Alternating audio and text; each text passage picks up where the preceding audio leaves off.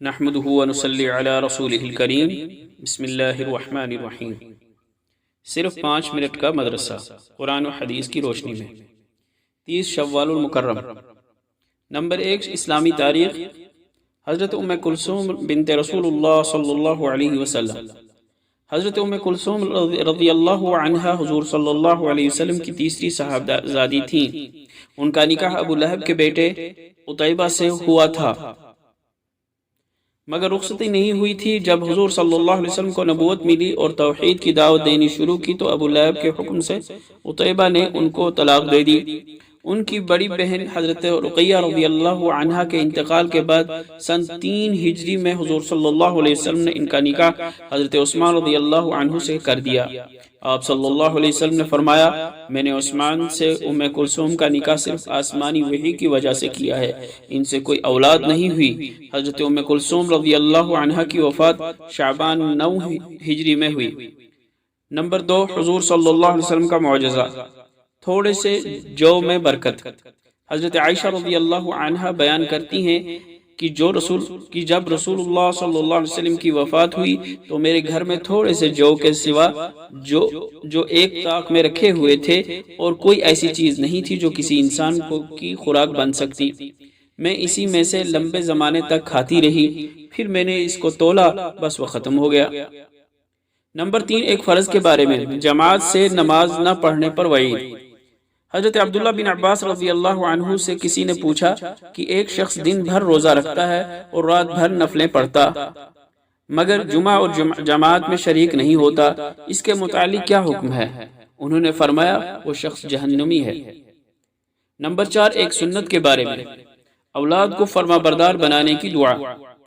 جو شخص یہ چاہتا ہو کہ اس کی اولاد فرما بردار اور نیک ہو تو وہ یہ دعا پڑھے، رب اوزعنی ان اشکر نعمتک التي انعمت علی وعلى والدی وان اعمل صالحا ترضاه واصلح لي في ذریتی انی تبت الیک وانی من المسلمین۔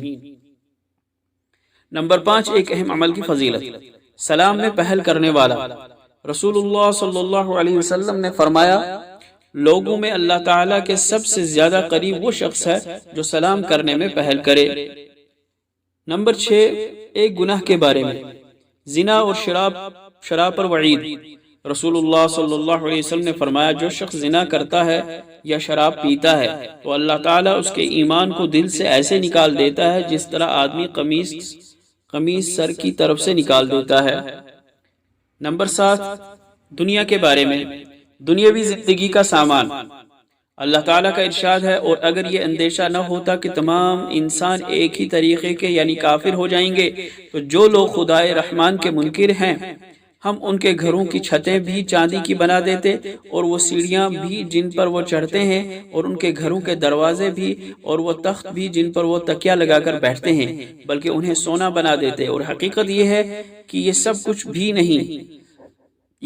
بھی نہیں، صرف دنیاوی زندگی کا سامان ہے اور آخرت تمہارے پروردگار کے نزدیک پرہیزگاروں کے لیے ہے۔ نمبر 8، آخرت کے بارے میں، اہل ایمان اور قیامت کا دن۔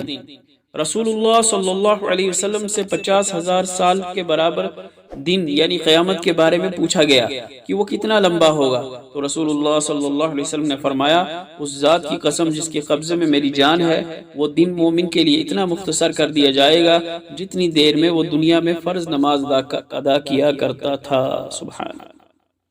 نمبر 9، طب نبوی سے علاج، نبیذ کے فوائد۔